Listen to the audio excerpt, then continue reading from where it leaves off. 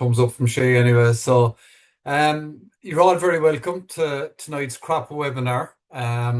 This is our second one this season. I suppose we're building on the last night really, which was a bit of a test run. So everybody's very welcome. The format here is where we have three advisors from around the country. We've got Fail McDonald in Carlow and North Wexford. We've John Pettit for the rest of Wexford, Michael McCarthy then covering the south. And then we've got crop specialist Shay Phelan. Shay is kind of a jack of all trades this evening. Shay, you're doing videos and making contributions and a bit of everything. So you're all very welcome, lads, and obviously welcome to everybody that's joining the webinar this evening. So we hope to make this as interactive as possible in the sense that the lads have prepared videos from crops in their area. So Shay is going to lead that for us and play the videos. And then we'll have a bit of a discussion about the management of those crops for the next 3 weeks. So I suppose really the success of tonight would be, if people have questions or different queries, just put them into the chat and we'll get them addressed as we go through the evening. So the format is we're going to start with the winter cereals because obviously that's where the main management is at the moment. So we'll start with winter wheat. We'll have a look at winter barley. Shay has some very good work from VJ there in Oak Park. He's got a video there in relation to controlling wild oats and the resistance story. So we'll have a look at that and we'll have a good discussion on that afterwards. And then we'll wrap it up with maybe a discussion on spring cereals and what needs to be sown on that. So like I said, just to repeat again, if you have a question or a query, just throw it into the chat and we'll address it as we go along. So Shay, we might start on the winter wheat. I think you've got the first video ready to go there. Yeah, I'll just share the screen here now, Ciaran. Hopefully you can be able to hear all this now. Can you see that? Yep. I'll just play this here now and see. Hopefully it goes okay. In a crop of rebellion in South Castle, drilled on the 6th of October after winter oats. The crop was actually quite weathered. There's a huge quantity of latent septoria in the base of the crop. It's virtually rust-free. He received PGR and 2 fungicides from the farms and traced an update last week. Yields are wise, the third last leaf is just about to start peeping on the crop. And this is the County Carlow champion winter wheat after oats, October sown. We saw it 3 weeks ago. Wheat status is still good. Nitrogen has been applied as a top dressing. It hasn't quite got everything it wants yet. Looking at the disease status, we don't see any rust in this champion, which is good. There are plenty of reports of it around the country. There is septoria down low. We're not targeting that yet. The crop is at growth stage 30 because the head is 1 centimetre above the base of the plant, but it's the fourth last leaf that is fully out now, so time for a T0, and at growth stage 30 we could give it a split of PGR also. Friday morning, April 10th, and we're back in the Crop of Champion that I had showed previously. So it's after recovering well from the Pacifica scorching, and it's greened up nicely at about 120 units. Fourth last leaf is about 75% emerged, so it's just coming out to getting its T0. So just at, between that growth stage 30 and growth stage 31, so ready for growth regulator now, and T0 also. Lots of septoria low the crop, so loads of septoria there. Giving it a good walk and haven't found yellow rust, which is a positive, but we will be thinking of yellow rust for the T0. So.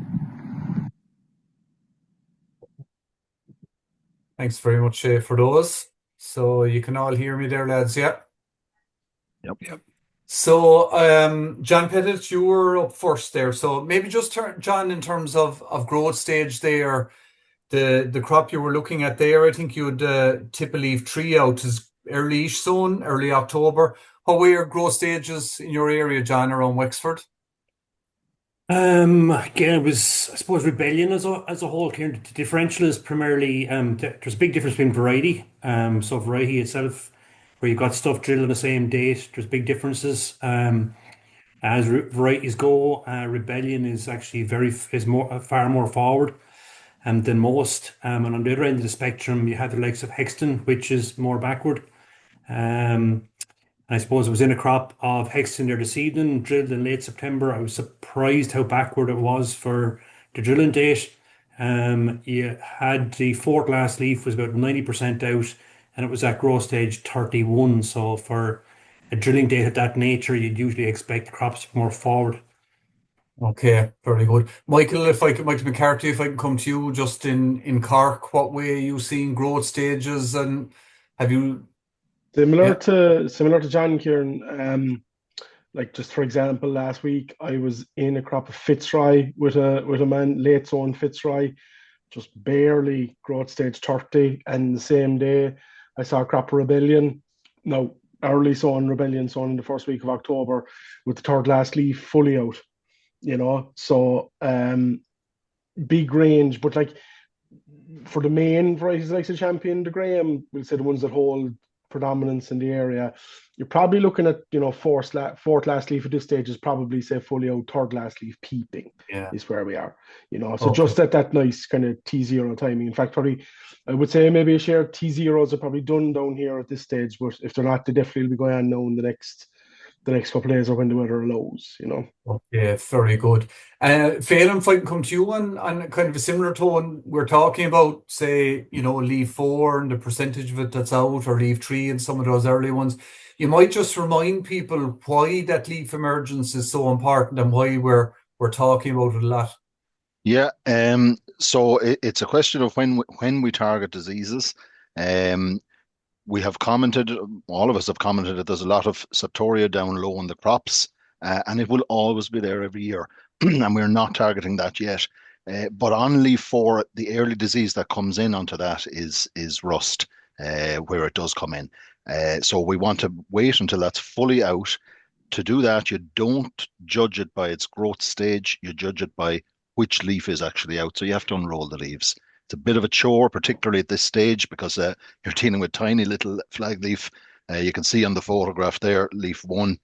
It's like the tip of a pen. So it's pretty difficult, but it is important to wait until that flag leaf is fully out to put on your T0. As Michael said, a lot of them around here have got a T0 at this stage in the last 3 to 5 or 6 days. So that flag leaf is fully out. On the video that you saw there with me, the leaf three was peeping. It was actually probably about 5 or 10% out. So it had got the Tebucur is actually what I got, and sulfur on the 8th of April, which is 5 days ago. So that was just about perfect timing, I'd say, for a T0. And we're keeping our eye then on that leaf three, which is on its way out. About maybe 120-degree days to get another leaf fully out. So you're looking at 2.5 weeks maybe. Depends on Yeah. the weather. So if I can summarize Phelan there, so what you're saying is that leaf four is kind of your target for your T0s, we're calling it, and we didn't Yeah. talk much about T0s last year because of yellow No. rust, and we'll come back to that. And then the leaf three timing is really the septoria. That's when That's when the septoria control kicks in, and as I say, that will be maybe 2.5 weeks time, depending on the temperatures and the weather and development of the crops. And the development is very important. It depends on the sowing date, and it also depends on the as the lads said, on the varieties. So Rebellion does seem to be motoring on at this stage, so whereas Fitzroy yeah. is not doing so well. I mean, If I you won't say it's like, not doing so well. It's just that bit slower. Yeah. yeah, I'm with you. Ki- So we can't rely Kieran, on, because I normally put up my first fungicide or my leaf tree is say the end of April, the 1st of May. What you're basically saying is you just have to strip them because there are big differences between varieties. Like, sorry, Yeah. Michael, you were trying to come in there. I was only going to say, Kieran, because I'm not sure if it was mentioned there at the start, that if anybody has a question, just to stick it into the chat function Yeah, at the bottom, just as we go. So I'm just not sure if yeah, that was yeah, said at the start or perfect. Yeah, not. Yeah. no bother. Michael, as you're talking there, I suppose 12 months ago we probably weren't talking about these ears. We're maybe talking about Ciagasc, maybe putting some sulfur into maybe help that septoria control? Obviously, we are in a new era now in terms of yellow rust. We are, especially down here in Cork, Ciaran, definitely. Like we'd have seen yellow rust, pieces of yellow rust in the past in varieties like Bennington. The odd bit of it would have cropped up here and there, but I suppose definitely last year, we did start to see it creeping in. We, like, as you know yourself, last week we had a yellow rust workshop below in Mallow in a crop of continuous champion, and quite easily we found yellow rust in the shaded areas of the field near the ditch, under the trees, that kind of stuff. But that was telling us that there was plenty yellow rust brewing out in the field. I suppose, look, champion is the variety that probably is more susceptible, but listening to Stephen Kildare in Oak Park, there's susceptibility maybe across all the varieties. Yellow rust is an issue. Look, probably Rebellion is the best, but that's not to say that it can't get rust either if rust were to be bad. So look, definitely we're thinking of yellow rust this year. I suppose the unfortunate thing is it's adding to the cost of growing winter wheat, which is already a very expensive crop. If I take that crop of champion that I was just in the video there while I grow, so like I said, I walked that very well, couldn't see yellow rust in it, even though there's yellow rust in champion in the area, but we still treated for yellow rust. So that winter wheat got its T0. And what we decided to go with in the end was we went with Proline and Comet and the CCC as the T0. We didn't add the sulfur then because we were going with the Proline. Okay.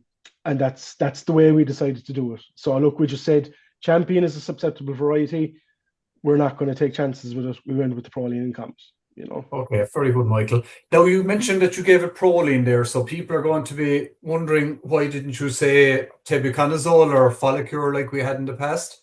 Yeah, so it wasn't an availability issue, even though I'm hearing there is availability issues out there with Folicure. The reason proline was used in this instance is because there was proline in the spray store. So that's what we went with. At the Yellow Rust workshop last week, where we had Stephen Kildare down, Stephen's opinion was proline is still quite effective on yellow rust, So that's the reason we went with it. And that mixed with the Comet, we're hoping should be a fairly good preventative for what might come in the future. Yeah. So just to re-emphasize that when I was at the same workshop, and in fairness, Stephen did find in his own trials that proline is just as effective, and as you said there, tebuconazole mightn't be that easily got. So if a farmer's concerned, use proline. And at what rate did you use, Michael? We used half red proline and half red Comet. Okay. So I think it was maybe slightly more than half. It was a 0.5 of proline, and I think a 0.6 of Comet was what went out. Yeah. Don Pettit in Wexford, you'll have a good bit of wheat, range of sowing dates. Much yellow rust around? No, you would have expected to see an awful lot more, Ciaran. So I don't suppose cold weather itself hasn't been overly conducive to development of yellow rust. So I suppose we're lucky from that perspective. But again, like there was no chances taken, Michael. Like once we got to T0 timing, an awful lot of things can change between then and the end of April or the first couple of days of May. So there was a fungicide within. So again, in most cases here, no, we didn't go with the proline route.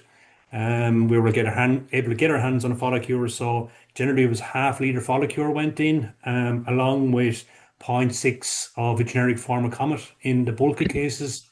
And again, we omitted the sulfur from the tank as well. So. I've noticed. I think you're all omitting the sulfur in these scenarios. Maybe Phelan, if I can come to you, maybe what's the reason for that? Or well, I just wanted to mention that I was out with a farmer this morning who put out Comet and sulfur, and I suppose it was at a discussion group and it was questioned, But you do like to. Well, it was Comet, and so he needed something to accompany it, and he didn't need tebuconazole or proline, so he put out the sulfur, and he's keeping his phosphate then for 2 shots of 1.5 liters each for T1 and T2. And the reason they're failing is for resistance guidelines that Comet can't go on its own. Is that correct? Comet can't go on its own. It needs something there just to back it up a little bit that it's not doing 100% of the lifting, So that's why he put Okay. out the sulfur. But he put out 3 liters, and that's his sulfur gone now. Yeah. Yeah, okay. And just for anybody that's wondering, when we talk about sulfur, we're talking about sulfur that is fungicidal properties, as in something that is a PCS number, isn't that correct? That's right. Yeah. I think Yeah. there's two versions. Yeah. Vertipen and Thiopran. Yeah. Diaphragm. And they're both 3 liters per hectare, isn't that correct? Yeah. Yeah, good stuff. So, I suppose just to move it on from yellow rust, one last question, actually, lads. Do you think all crops are sprayed for yellow rust, or is there some to be done? Or John Pettit? Suppose in Wexford, Ciaran, I'd say 90% of crops are sprayed at this stage. Yeah. Anything that has been sprayed has all got something for yellow rust. Yeah. Okay. Very good. So if I can move it forward, I mean, judging from what we spoke about at the start, we can expect leaf tree to be fully emerged in some of those earlier rebellions, maybe even in a week or 10 days' time, and some obviously are going to go into May. So, what are the plans for septoria control going forward, John? As you're nearest me here on the screen. I suppose the big thing with me, Michael, or Ciaran again, would be like I primarily focus on T1 and T2. That's where you get your big bang for your buck. So again, I omitted sulfur in the T0. I would sooner see that money spent in a T1 or divided over a T1 and a T2. So you're just upping your rate that bit more. I feel you just get that bit more for your investment. So again, I suppose the big thing for me is timing. I can't overemphasize enough how important it is to ensure that your timing is correct. People can have debates and arguments over product, right? But there is no compensation for timing itself. So it's hugely important that third last leaf is fully out. I suppose the big message I'll be getting across to people as well is make sure don't go in prematurely. Try and have that third last leaf out. If you don't, what's going to happen? You won't get coverage on the tip of your second last leaf, and come your flag leaf timing, more than likely, well, if you get the wrong sort of weather between your T1 and your T2, you could end up with septoria on the tip of leaf 2. So again, I suppose if a person's delay going in with their T1, the risk is they could end up with a little bit of septoria on the tip of leaf 3. But I would sooner see septoria on leaf 3 than have it on leaf 2. So again, Ciaran, for me, we can have a debate over product, but timing is absolutely everything. Timing is crucial. And I'm getting from what you're saying there, John, you prefer to be a little bit late even than a little bit too early. On a T1, yeah. The T1, yeah. Michael, you've seen more than your fair share of septoria. What products are you going to use, or will the T0 that you use already have will influence what you're going to use at leaf 3? It will. So if we go back to that crop champion that I was in there, and I did show a close up there, there's a lot of septoria in it. But there's a lot of septoria in the winter wheat down here this year. We generally come through the winters with a good bit of septoria, but there seems to be a bit more knocking around this year, I suppose, given the amount of wet weather that's there. I said we used a proline and comet mix for T0. So the plan for that field for T1, and look, this is the plan, hopefully it will happen, is it'll probably be Revistar for the T1. And the reason it'll be Revistar is because we use proline. We want to try and alternate that triazole away from proline again. If we go down the Inatrek route, it's going to go back into proline again. So we're going to end up following proline with proline, which we don't want, because as Stephen Kildare, I've repeatedly heard him say selecting for resistance, and that's what's going to happen. So the plan for that crop will be Revistar, full rate Revistar, when the time comes, when, as John says, the leaf 3 is fully out. And that is the key. When I couldn't agree more, John, there is from, it's not all about product, but it is all about timing. But in our case, the plan will be Revistar, Ciaran, to alternate around the triazoles. And Falpet with that, I presume, Michael. Absolutely, yeah. Falpet, Yeah, the yeah, litre and a yeah. half of Falpet with us. Yeah. Phelan, she has put up the star ratings there on the different products. You might just maybe comment there on maybe Yeah. that might influence product choice. Well, what would also influence product choice is the disease pressure, which is influenced by two things. Number one, the weather, and number two, the variety. So we were talking about the reservoir of septoria that is there, but that has to make its way up, and that generally happens by rain splash or by physical contact, going up the plant onto the third last leaf. So yes, timing is absolutely right. Yes, we don't want to follow prothioconazole with prothioconazole again, and be that Ascra or Pontoon or anything like that. So the important thing though is don't take your eye off the pressure. You know, in 2 weeks' time, or whenever that third last leaf is fully out, we need to be very aware of the pressure for spread. And if you look at those star ratings there, the Univoc just in the last 12 months or so has retained its 4 stars, and the Revistar is at 3, as is Ascra Pro. And they're the 3 main ones. I suppose you could put Jessica 1 in there as well, but that's pretty similar. So I think, you know, if it happened that there was very, very high pressure, and we don't have a complication from the T0 use of proline or TEB, then you could be thinking of putting in a Trek in the T1 if that pressure was very high on a susceptible variety. Other than that, I'm perfectly happy to go T1 with Revistar, third last leaf. The rate, I suppose, look at full rate. The question is full rate or not? 80% rates, or would they be okay? Again, that will be dependent more or less on the weather conditions, the pressure that's there for the spread of that septoria. Thanks, Phelan. Michael or John or End, in terms of product choice, Michael, you spoke already in it. John Pettit, same as Phelan there, I presume. Again, I suppose, Ciaran, I'm a bit different to Michael in that, yeah, I've gone in with Folicure, but again, probably what I'll end up doing, it'll possibly be Revistar. Um, what could happen, you'll obviously turn to price as well. There is a little bit of a differential in price between pair of them, but look, at my preference probably will be Revistar. Because we've got so much latent septoria in the base of the crop as well. We've got a broken week this week. If that weather was to persist, again, rate for me would literally be full rate in a T1. Given the amount of latent septoria in crops currently, for me to use anything less than full rate, I would be looking for extremely settled weather between now and T1, to be honest. So I would say a T1 with me would be Revistar, with the inclusion, obviously, of a multi-site Falpet, which will aid activity against septoria greatly as well.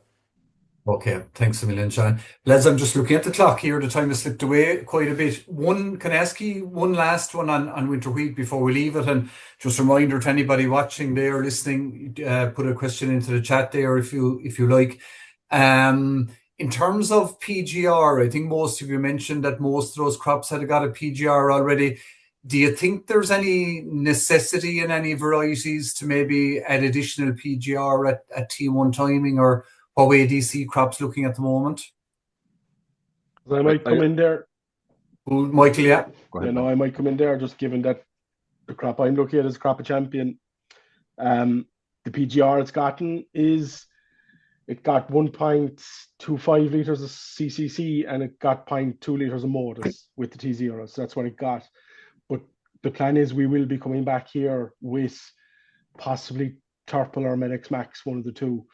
Champion is a weak straw. You know, it is prone to lodging, so we are aware of that. But that's just Champion. Some of the other varieties are not that way. So, you know, if I had a variety like Graham, I'd go with my, 1.5 to 2 litres of Cyclacel, and I think I'd be happy enough with that. You know? Okay. Can I ask you one other one, Michael, on that Champion? The last day you showed us the effect that Pacifica had on the crop. And you just mentioned earlier on that it's come out of it quite well. Do you think that has a bit of a shortening effect as well? It absolutely does. Yes. Like I said in the last webinar, Pacifica is a hard chemical. It's a very good chemical, very, very effective, but it is hard on the crop and it will have a shortening effect on the crop. Certainly, if you have Pacifica put out recently, I would be trying to delay the next PGR because it's going to give the Yeah. crop an awful shot. Now, there's a catch-22 there because you delay the T0 with it? Preferably not, but Pacifica and Growth PGR together, they're not a great combination. I suppose that's the reason that the Pacifica was put out so early in that crop I wanted it recovered by the time we got to T0 and by the time we were, for main PGR at that stage, Okay. But it is one to watch. Just be careful, Yeah. Perfect. Thanks a million, Michael. Shay, do you want to add any last comment there on wheat before we move on to winter barley? Are you happy to move on? No, I suppose just looking at what we have up around Oak Park here, Ciaran, we are seeing quite a bit of yellow rust come into predominantly champion up here in Oak Park, and some of the trials. I know Stephen was spraying them last week, and they're quite visible. So you can see, from standing in nearly at the edge of the plots, you can see the yellow rust in them. But also Fitzroy has a bit in it as well. Graham, for whatever reason, seems to be relatively clean up here. I'm not sure what it's like down with the guys. Seems to be relatively clean up here at the moment, but crops are probably a little bit backward up here. I'd say there was a bit of frost in that last night and last week, so they are probably a little bit backward compared to what some of those crops that you're looking at in Wexford and Slowing things down a bit, yeah. Yeah. Okay. Thanks a million, Shay. Okay, again, just a reminder, any questions, throw them into the chat. And Shay, you might run the winter barley videos there for us, thanks. Yep.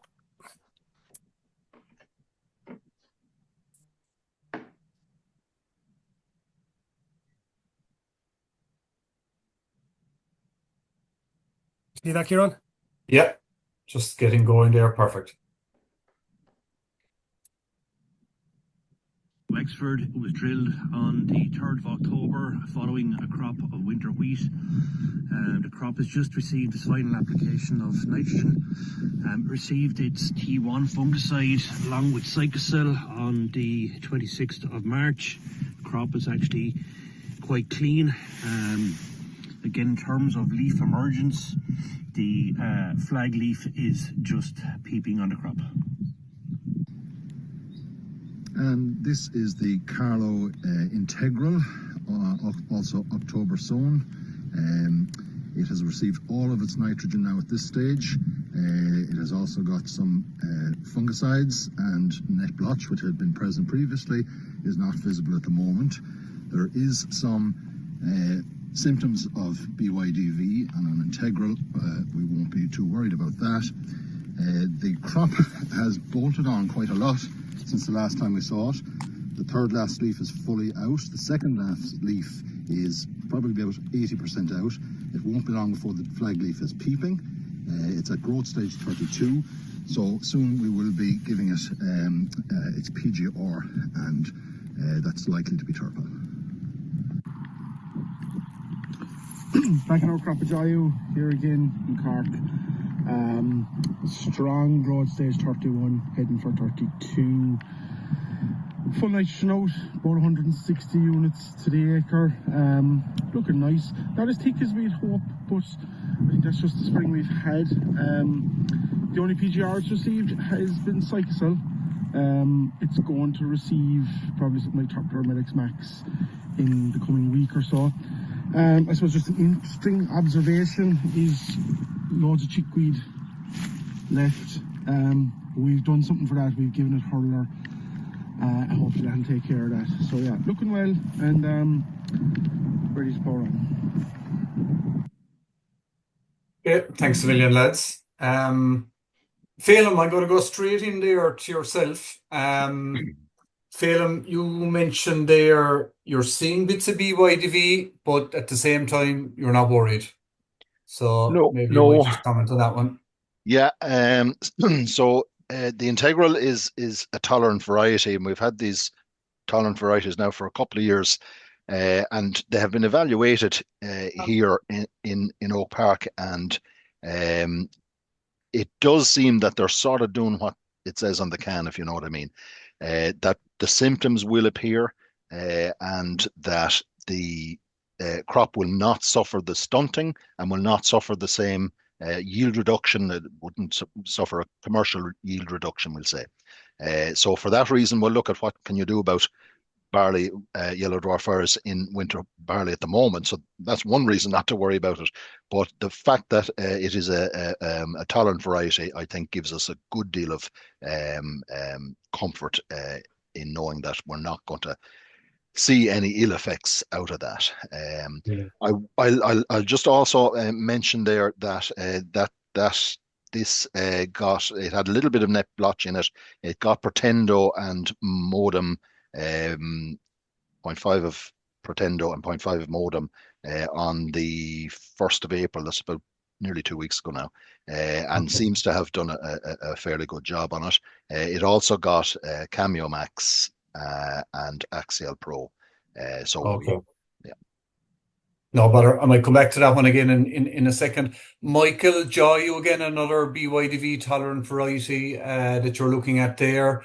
Are you seeing much virus outside of that crop in the area and things? Nothing major. You'll just see plenty bits of it through fields. You'll walk through and you'll find a circle and stuff. That Crappajayo that I was in there, you will find plenty small circles. That's something we're worried about.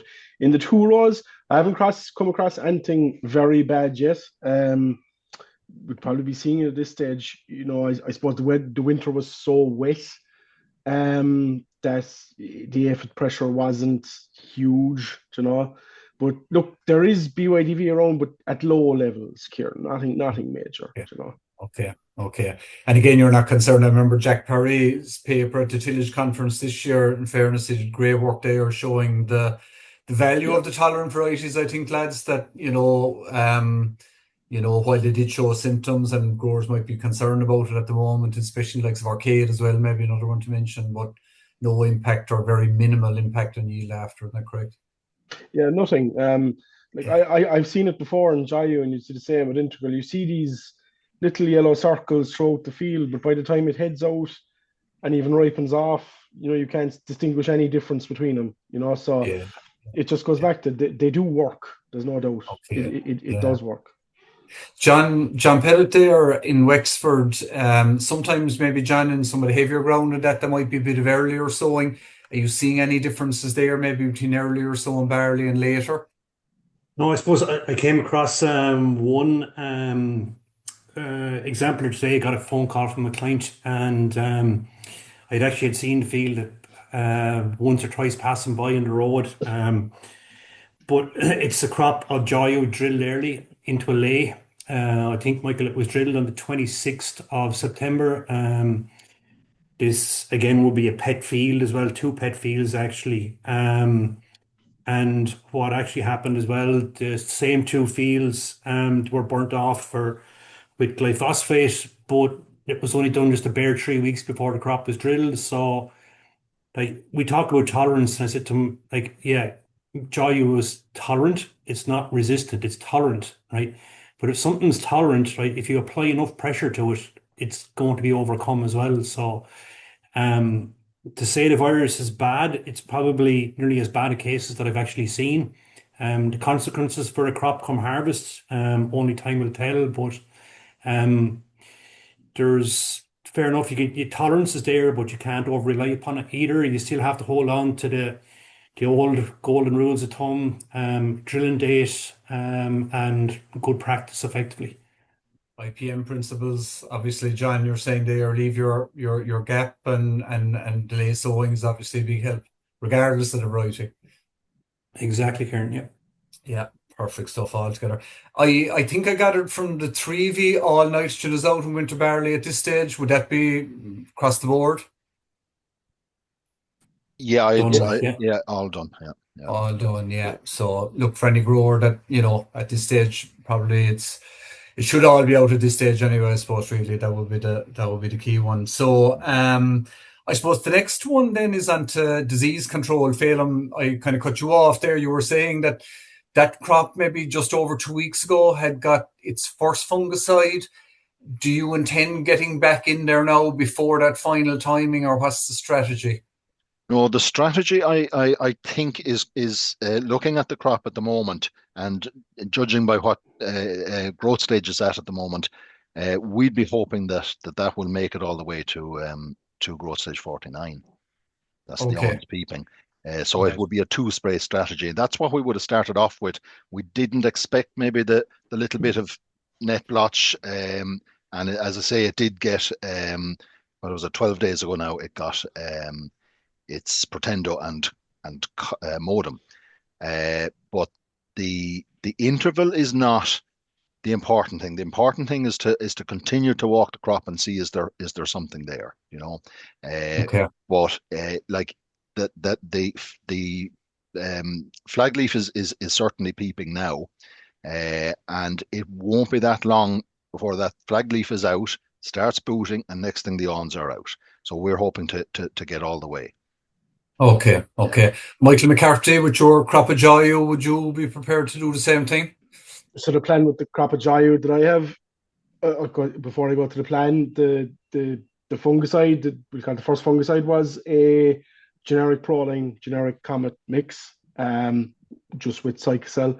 There was hurler thrown into the mix also, just to take care of that bit of chickweed that showed up. Like I said in the video, there's only Cycocel gone on it, so we will be coming in with a PGR. That PGR will either be Turple or Medox Max. I'm probably leaning towards Medox Max. The crop is just at, I said a strong 31, it's at 32 now. You know, the second node is very visible there now at the moment. So we're going to go with the Medox Max a bit sooner rather than later. So I do think we're going to put in probably a 0.4, a generic proline, with something like a litre of Falpet, just to take us to the awns emerging stage. Okay. Just, I'm considering it, 1.5 as opposed to another, 2.5 fungicides as opposed to 3. I don't know. I just feel down here, it's generally 3-spray program. Unless we start the program very late, it's generally 3-spray.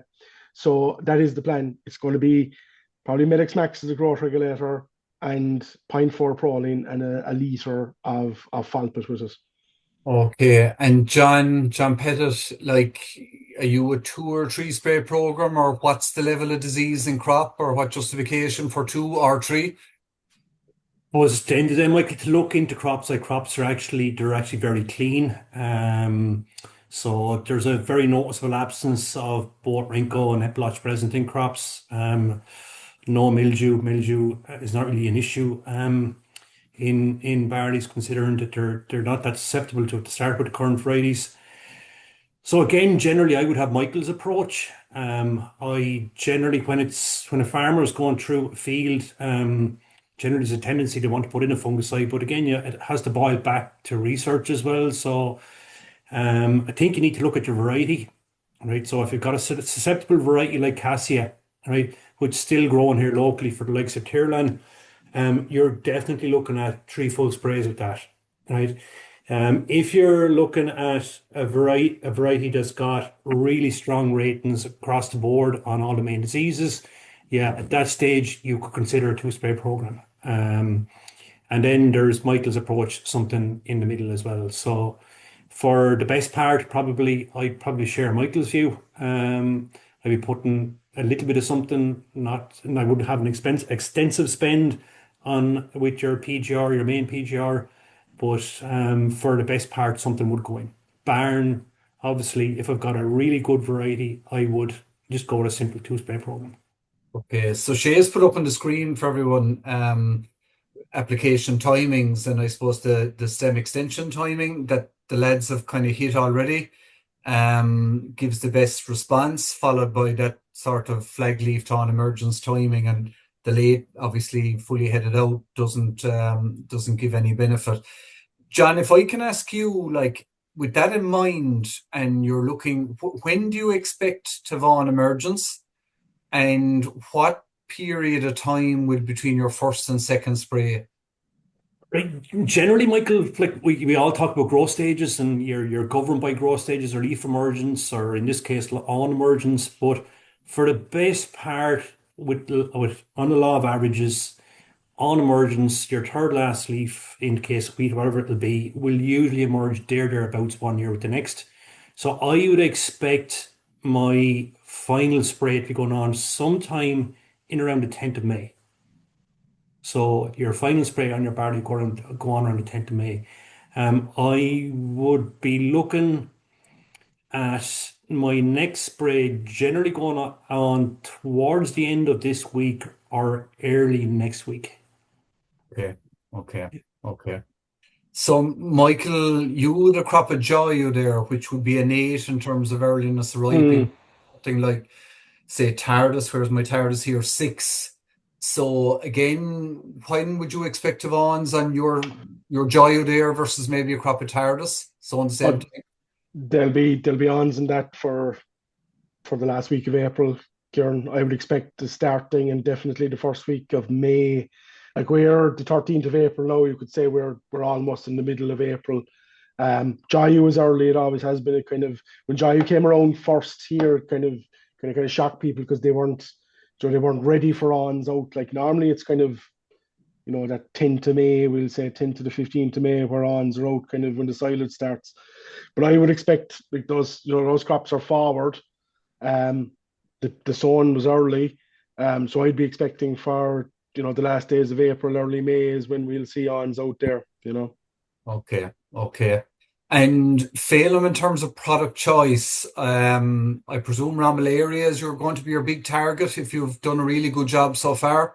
So what are you looking at for that final spray? Yeah, I will probably throw the kitchen sink at it in one way. We could, well, we have a choice. We could give it the Revistar, which costs a little bit more, or we could give it SDHIs and Prolene, something like Macfar Pro. So that'll depend, I suppose, on exactly when it does come. We want to try and get that timing dead on. And in terms of that, I would be expecting sometime early in May that would be going on with hopefully a MacFair Pro, but possibly a Revistar. Always, of course, with the Folpet in it. So Folpet is for activity on Ramillaria, Yeah. and Revistar, John Pettit is good activity on Ramillaria as well. Yeah, Bravey Star would be exceptional on Ramillaria, to be fair to it, Ciaran. And again, I suppose it's something that I've commonly used both last year and in the previous year. But then there's the but, right? So this year, I suppose looking at winter barley, crops are very variable, Ciaran. So there's some crops of winter barley are actually quite thin, they haven't tillered that well. I would say as well, people need to consider when they're looking at a program that also want to give some consideration to yield potential itself within a crop. And obviously there is some nice crops out there as well, particularly crops that have followed where there's a strong history of organic manures or so. I just be conscious of yield potential in the crop as well, Kieran, before I make a decision in terms of what I'm going to use. Okay, and Michael Shea has put up there. Shea, if you could scroll down just a tiny bit there, just in terms of Ramillaria and those star ratings. Maybe Shea had stuck somewhere along the line, is that? But Look Michael, again, a somewhere here. comment maybe on what you One kind of move. know about her. Yeah. Michael will know anyway. Yeah, look, I suppose I'm very much with John, and I suppose it is all down to the potential of your crop, how much you're going to spend on it. Some of those final fungicides, Kieran, can be very expensive, you know. Um, Again, the weather will play an awful part in it, what the weather will be like at the time. Uh, like the wheat, when we spoke about the third last leaf, we spoke about the timings. Timing here is imperative also. We want to hit it at that paint per stage. I think delaying it any further or waiting till the head comes out or the ear comes out, I don't think there's any benefit. In fact, I think there's actually a negative to doing that, Ciaran. So, like I Yeah. said a while ago, we're going to be going with something in the middle. We're going to put something in with the growth regulator. Um, if there's only a fortnight between that and the ons out, we're still going at ons out, you know. Okay. But at the Okay. time, we're going to make the assessment of what we're going to put out. I tend to lean towards a kind of a triazole STHI Falpet mix. I try to keep cost in line as well here. We saw from the graph a while ago, the biggest response from fungicide comes from the earlier ones, you know. But keeping Ramillaria in mind, in the crop I was in, we're going with Arizona or Falpet or whatever type of Falpet you have is going to be in. We're putting a liter in at the flag leaf or at the growth regulator timing as well. So we're going to have Falpet out already. Hopefully that'll do something for us too. And then we're going to go Falpet again. So yeah, I'm probably more leaning to the likes of a triazole STHI mix, be it, you know, Imtrex with Proline, maybe it's going to be Lattice or something like that. But then again, it's going to be all down to the weather and how good the crop is, Ciaran, you know. Okay. Okay. Fair enough. Yeah. And Shay's got the star ratings up there for anyone that needs to look at it there as well. Larry has asked a great question there. It's something Larry, I was going to ask myself. The choice of growth regulator, everybody has mentioned a growth regulator. I suppose, whether you intend using one or not. Secondly, product choice. Is it Turple? Just repeat Larry's question. Is it Turple Medix Max on its own? Or do you need a wetter? Or is that fungicide sufficient with the growth regulator? So, John Pettit, maybe I might come to you on that one. I suppose historically, Ciaran, we've had a habit of using Turple on winter barley. I suppose from a simplistic point of view, what I have a tendency to do now is use Ciaran on barley. Because you're going to more than most people have a bit of winter wheat as well. So you're buying Turple for winter barley, you're buying Ciaran for winter wheat. Now you've got two bits of cans left in the shed. So I suppose that's something I'm always conscious of as well, what's left in the shed, and just the stuff is used as efficiently as it possibly can. Medix Max is a product generally I wouldn't use it I have a tendency to use it earlier on. So once you're up to growth stage 37, say your flag leaf peeping or that flag leaf is starting to or is emerging, I have a tendency to switch over to products like Turple or Ciaran.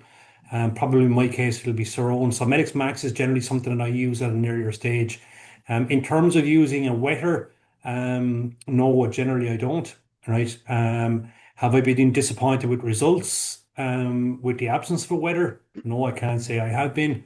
And I haven't had issues with lodging. But it's something as well that I would be conscious of as well, Ciaran, is still actually we're approaching your main PGR on your barley, which is so this sort of a period coming up close to flag leaf emerging. It's still quite cold, and Turple or any PGR can be quite severe as well. So when you actually may need to make some slight adjustments in terms of when you apply it, just being conscious of weather and temperature as well. Good advice there, John, in fairness in relation to watch the forecast. We'd a fair old frost here this morning anyway. Phelan, if I can ask you as well, like I presume you're not treating every variety the same. No, certainly not. Now, for instance, if you have if you look at your varietal types there and their resistance to lodging, there isn't an awful lot of difference, but Molly and Canyon are coming out poor enough. Cassia, we know, is the same. It also depends on how thick that crop is and how well it has fertilized. The crop that we saw on that video earlier, in the first webinar, it had, I think it was 660 shoots per square meter, and that was still at the tillering stage, heading towards 30, but at the tillering stage. It got some CCC and it got early nitrogen, an early nitrogen split at that stage as well. So that crop has taken out, and there's close on 900 now. So there was nearly an extra tiller put on in that past three and a half weeks that since the last webinar. So it's up there where we need it to be, and I would be thinking, because of that extra split of nitrogen, and it has got all its nitrogen now, it's probably got a little too much nitrogen. I would be a little bit circumspect about it. I think I would like to put on the turpal. It's Yeah. it's 32 at the moment, and any time now in the next week, I think it would get at least a litre and a half, if not heading up towards the max, because it has got that extra nitrogen. Uh, would echo John's point very, very much that the fluctuation in day and night temperatures, the fluctuation in temperatures is very important. You know, Yeah. nor I wouldn't echo maybe the point that the lads would make that that you throw in a bit of proline in it. There's enough proline being used, I think, in barleys, you know, and it's something that we depend on an awful lot. Putting in another 0.4, I don't know what it's going to bring to the mix in terms of disease control. I don't know what it's going to bring to the mix in terms of getting that turpal into the plant any better. I think you've nearly answered the question that Dermot asked here, and I'm going to repeat it because it's very relevant. Like, and what Dermot asks here in the chat is, should decisions about the third barley fungicide be driven more by slowing resistance development and consequently avoiding it, obviously, if that's possible? And does that PGR timing tempt us to go out of convenience? Is that a fair comment?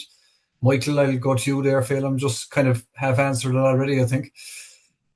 Suppose so. I suppose there's always the temptation is there to throw in something, and I just go back to like historically, Ciaran, we generally tend to go with the tree sprays down here. You know, when Rinko gets away down here, it can become quite aggressive. That's why I'm putting in that bit of proline into that, and a lot of people will do the same, mixed with something like Falpet.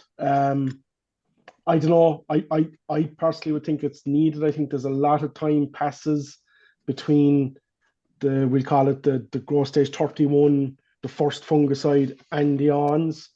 You kind of need to fill the gap there somewhere. You don't want to spend an awful lot of money, but you do need to try and stick something in there. Down here, I think you do anyway. Okay. Just going back to the question about oil and, you know, growth regulators, like temperature is a huge thing, but I do think in my own experience that if you're using turpal below a rate of 1 litre to the hectare, you probably should be adding in oil, especially if you're using it on its own. But I think you have to ask yourself the question, if you start using turpal at lower than a litre to the hectare, you know, what sort of effect are you going to really get out of it after that? Yeah. Like, you know. Yeah. Okay. And obviously, again, as we said, I presume the variety and the amount of nitrogen or organic manure in the background is obviously a big factor in the rate too. Yeah. Like that crop I was in, Ciaran, like that, it's a bit thinner than I'd like to see. Now I know Jayu can be a bit thin, and some of those 6 rows can tend to compensate a bit for that after. But like that Jayu is at 160 units, so in my book it's not overly pushed. It's not overly thick. That's why we didn't go with more this earlier. I just felt the weather was a bit too hard earlier, and just go with one good growth regulator, and that Jayu is a reasonably good standard anyway. So that was the reasoning behind those decisions, you know. Oh, okay. Yeah. And just to wrap it up on winter barley, lads, I'm just going to ask you, Michael, you kind of gave yours there in terms of what's your opinion on how winter barley is looking? Obviously, as we get to flag leaf, you tend to get a good idea of what you're going to have. John, what do you think? Jump at it there. Again, Ciaran's, like I said earlier on, like crops are very variable. Obviously where you've got crops that are drilled into stronger sites, or where there's been a history of organic manures have been applied, crops that come through the winter better, they've come through the winter with stronger tiller numbers. Also, I've seen a late crop of Belfry as well. It was sown on I think it was the 16th of October, right, into heavy soil. Didn't look well at all in the month of January and early February, as you'd expect, but it still had a huge amount of tillering to do because developmental wise it was more backward because it was late drilled. And in the last 3 weeks, it's amazing the amount of additional tillers that crop has thrown. So that's another thing that I would often have noted over the years. You can drill a crop early, right? So you could have a September drill crop. It can get a tough winter. it's gone further through its developmental stages, and that tillering phase come the month of March when you get growth, right? That its potential to produce tiller thereafter can be actually quite limited, whereas that later drilled crop has a longer phase within its tillering phase for the month of March, and it can often compensate an awful lot better as well. So. Yeah, good stuff. No, thanks for that, John. Thanks for that. Shay, I might come back to you. If there's nothing else on winter barley, I don't see any questions here in the chat. I know that you've prepared a video on wild oat control. We didn't mention it there earlier on, but I know that VJ and Oak Park has done some great work lately, and I think you've done a nice little video there to show people about wild oat control. And yeah, I suppose it's just to make the point, really, Ciaran, is that there are issues out there with wild oat control, and like you say, VJ made a video. He's testing. Hope you can see that there on the monitor. He's testing different herbicides for their efficacy on wild oats, and we are starting to see a bit of a trend. And it's across the country. It's not everywhere. So this is about 2.5, 3 minutes of a video, so it'll give you an idea. If that's okay, just give you an idea. And Shay, these are from samples, just to say, that were sent in by growers and advisors to VJ for testing. So I suppose there was a little bit of self-selecting here, obviously. People obviously were concerned. But it does, excuse me, there is a clear message, I think, isn't there? There is a clear message, yeah. So look, I'll just play it here, Ciaran. I can have a quick chat about it afterwards, if that's okay. Perfect. Hopefully it's okay. Population. The population came mainly from Wexford, Carlow, Kilkenny, Wicklow, Laois, and the Meath and Dublin region. About 80% of the samples came from continuous barley fields. All population were grown in glasshouse in replicated trials. We sprayed them at the recommended label rates when plants were at 3 to 4 leaf stage. We tested 4 ACKs herbicides, the likes of Axial, Falcon, Stratus, and Centurion Max. We also tested 2 ALS herbicides, the likes of Pacifica and Broadway. And Broadway was applied at 2 rates, 200 grams per hectare, the recommended label rate used in spring, and 265 grams per hectare, the recommended label rate in winter wheat. The results I'm going to show now are 28 days post-spraying. So first, these are untreated controls. These plants did not receive any herbicide treatment. Okay. These are the plants. These are all the 49 populations that were tested with Axial at recommended label rate. As you can see, we see some growth checking effect, but it did not control the population. So most of the population are resistant. What's more important is that in some population, we see a mix of dead and surviving plants. The product has hit the plant, but they have recovered. Okay, this shows that the resistance is still evolving, and if the current management do not change, the population will move towards full resistance. Okay, the same 49 population were tested with the likes of Falcon, and you can see again a very little response in many of these populations. But we also see some of the population that are totally sensitive. Then we see some of the mixed population, as you can see here, the alive and dead plants both within and between the replicates.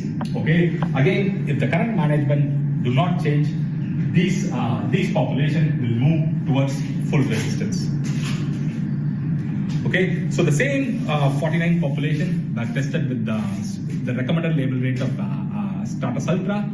Compared to Axial and Falcon, you could see fewer population survived, and many of the population, you could see that Stratus Ultra was very effective. Okay, the same 49 population that tested with the Centurion Max, as you can see from here, Centurion Max were very effective in almost all the population except one.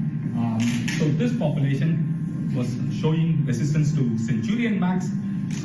I suppose wild oats being an exploit and self-pollinating mutation that cause resistance to the likes of Axial, Falcon, or Stratus may not necessarily affect Centurion Max. However, as you can see here, we can have some exceptions. 49 suspects. That's it, Ciaran.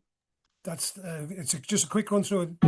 Just want to show. I think it's one of the pictures here. I think illustrates it fairly well. The different herbicides and different populations or the different problems we have there. Sorry, it's just before that.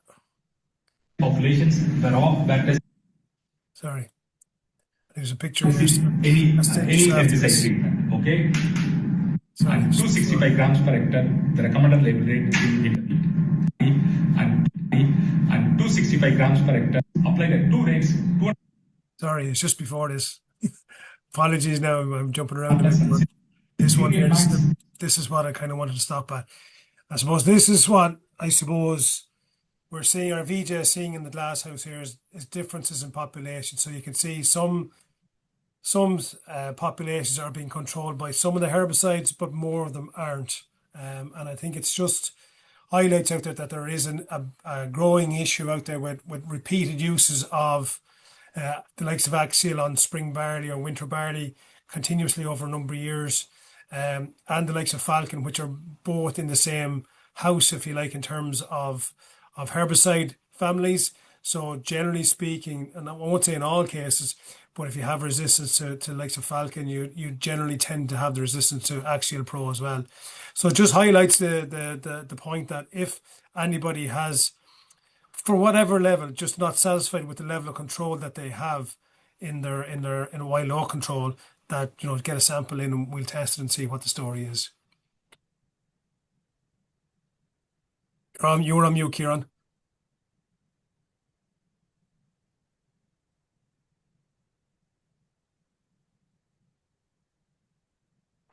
Shay, when Ciaran was trying to sort himself out there, a question for you. Obviously in Wexford, this is it's becoming a major issue, really becoming and we'll have seen an awful lot more of it in the year gone by. But for people that are lucky enough not to have a resistance issue, how do you avoid one going forward? Yeah, it's a good question, John. I suppose we're going to try and tackle this in the spring crop walks over the next couple of weeks. Number one is to make sure that when you're applying your herbicide, whichever it happens to be, that you apply it in the best conditions to give it the best chance you possibly can. Application and rotation, I suppose, of crops in terms of, you can use different herbicides inside the likes of wheat than you can in barley. So if you can alternate your chemistry to try and prolong the activity of them, like if you look at Axial Pro for argument's sake, in one form or another, at the old form when it was there with the Adigor, it's been on the market for the guts of 20 years. So I'm sure there's probably fields in Ireland that have got probably 20 applications or close on it of Axial. So I suppose what we have to look at it is that if there are survivors out there, those survivors potentially could carry mutations that may or may not make the herbicide less effective the next time you use it. So, and I think that's when you say you're seeing it in Wexford, that's I think what we're starting to see now in Wexford, that a number of fields now, probably not just Wexford. I mean, you saw the list of counties that have it there at the very start of the video. It's from all over the country. It's not just in Wexford, but we need to make sure that we're not doing the same thing repeatedly year in, year out, so otherwise, we are probably going to see this problem developing over the next number of years. There's probably actually a bigger issue out there already than what we have. We could have, some of these cases you see there at the Pro where you have some of the wild oats controlled, some of them not controlled. We potentially could have lots more of those around the country already, starting that road to resistance, and potentially they could be anywhere in the country at the moment. So I suppose that's the risk, and that's what VJ is worried about. So it's rotating your crops and rotating your active ingredients away from the Axial, etc., to bringing in winter wheats or whatever it is, the ALS types. Is that part of it? That rotation, and also the spraying activities. You said the how we spray, when we spray, using recommended rates. I think John, you mentioned that earlier. Do you know that it's so important not to cut rates in order to try and keep the the product working, the active ingredient working as best it can, So the 0.4 rate is a nonsense to me, certainly it should start at a 0.6. Just I suppose Yeah, one other thing that's practiced quite commonly as well, with say continuous spring barley, predominantly malt barley growers say, will be to put in cover crops, right? So, and that can be done for a number of reasons. It can be done just purely from soil health, and the benefit of not leaving soil bare over the winter time. It can also be done to comply with a three crop rule where you can put in 50% of your arable area can be in cover crop. You overcome the requirement to have three crops. But what is happening in some of those cover crops as well, the farmers are actually going out in the autumn and applying the likes of a falcon or a generic falcon such as claw, right, to those cover crops. What are the implications of that practice? yeah. So um, if you like, John, the issue there um, is that if you like, Falcon is probably the canary in the coal mine, if you like, in that it's probably the one chemical that will break down or show resistance quicker than any other. Um, so what we're seeing is that there are different mutations out there, and hopefully um, over the next number of years, we will have a situation whereby if we can get even a leaf in from this is where the work is going. He's part of the Evolve project that VJ is involved in the moment. If we can even get a leaf from a wild oat plant that survived an application, or even if it hasn't been sprayed at all, over the next number of years, hopefully we'll be able to identify the mutation, kind of like a PCR test that we would have had for COVID, and then we would be able to tell you, well, this is mutation X, Y, or Z. It's likely to be controlled by product X, Y, or Z. So that's maybe a 5 6 hour sort of turnaround that we could potentially do that. Whereas what VJ is doing there in the glass house in front of him there is about a 6 week to maybe even 8 weeks of work. So I suppose one of the things that we are looking for in that regard is that maybe people, if they have crops out there and they're not able to, or sorry, they're worried about it, or even if you're not worried about it, even to get a sample into us so we could test it. Yeah, Shay, can you hear me again? Yep. Yeah, we can hear you again, Ciaran. Yeah. Oh, I have no idea what I did there, but anyway, we're back anyway. But maybe lads, I'm just conscious of the time. Apologies for that. Just that to wrap things up, spring barley progress, lads, and maybe just one word of advice each, just to growers that maybe if I start with Phelan, maybe there in terms of Phelan, what do you reckon's left to be sown, and any advice for, it's getting late now, we're getting into the middle of April. Yeah, so there is a good bit done here. There's probably still some to do. I would say overall in my whole area, probably 75% done. And that'll cover from Enniscorthy Ferns right up to here in Oak Park and on down to Bagnallstown and Burris.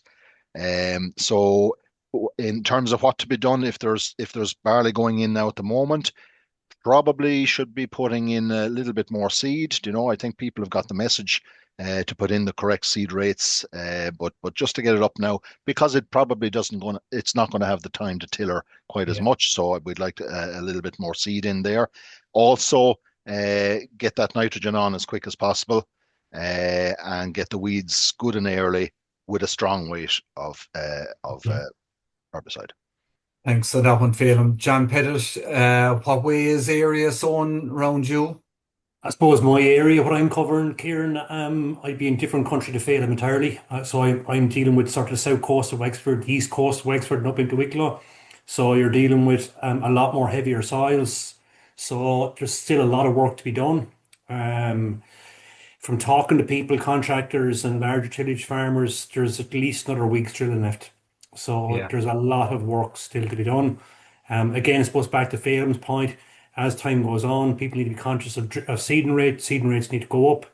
The quantity of nitrogen going into seed beds also needs to go up as well. So later drill crops, you should be putting a higher proportion of your total nitrogen into the seed bed. And as the season progresses as well, and particularly with those late drill crops, right, depending on how late they get, but if you're getting into the latter end of April, at that stage, again, it's back to Dermot's point. You need to start looking at your fungicide program as well. So if you've got a really good variety on disease, you may well get away with one disease spray, right? But again, it boils down to variety, and you're only dealing with the very late drilled crops as well. Okay. And Michael McCarthy, you probably have both extremes, I presume, in the east a bit early, good bit done, and in the west a bit behind. I suppose Cork is a big county here, and they can have a couple of different scenarios. Like, yeah, East Cork, in fairness, they have a lot done down there. You know, you could say up maybe 75% and more. Maybe go to North Cork, it's more like 50%, and then go to West Cork, it could be as low as, 30, 40%, depending on where you are. There's a lot of work to do down here, Ciaran. Okay. There's no point in saying otherwise. There's a lot of work to do. Like we came into, late March when when the weather did maybe dry for a small bit there around the 20th of March when some of those bean crops went in, like fields weren't even ploughed. So there was an awful lot of work to do at that stage, and it can't all be done in the one couple of days. Do you know what I mean? But I'd emphasize the same as the lads. We're going to go past mid-April now very quickly. What John said is very, very on the ball. I think that nitrogen in the seed bed does need to be increased a bit at this stage. Crops of spring barley that were sown, Ciaran, actually around that 20th, 21st of March weekend, they're up and out of the ground now. They've come up very, very quickly, So even beans sown around that same weekend are starting to come up now. Beans have come up quicker, I think, this spring than I've ever seen beans to come out of the ground. So look, just be aware of that four-leaf timing. Look, we're in BYDV country down here, so that four-leaf stage is crucial to get on with the aphicide, and to finish off the nitrogen as early as you can possibly see those tramlines to get the nitrogen out. There's no use in delaying it, I don't think. Get it out. It's better out in the field than in the bag. Yeah. Okay. Good advice, Michael. And hopefully the weather will play ball with us. And as you said, there's a lot of work to be done, whether it's spring barley or obviously looking after the winter crops, as we spoke about earlier as well. So unless there's any one last question, I think we probably need to wrap it up at this stage. We're going well over the hour that we promised. Well, the last thing that you could say, Ciaran, is that there are spring crop walks occurring this week and next. Larry Doyle in Moyle Little for the Carlow Walk. That's this Wednesday at 7 p.m. And next Monday, Martin and Jamie Whelan, Ballingale at 7 p.m. as well. Great, thanks for that, Phelan. And again, hopefully people can make their local walk. They'll be advertised locally, and they'll be on the Teagasc website anyway. All the details there. Thanks for that, Phelan. And look, all remains for me to do is to thank everyone.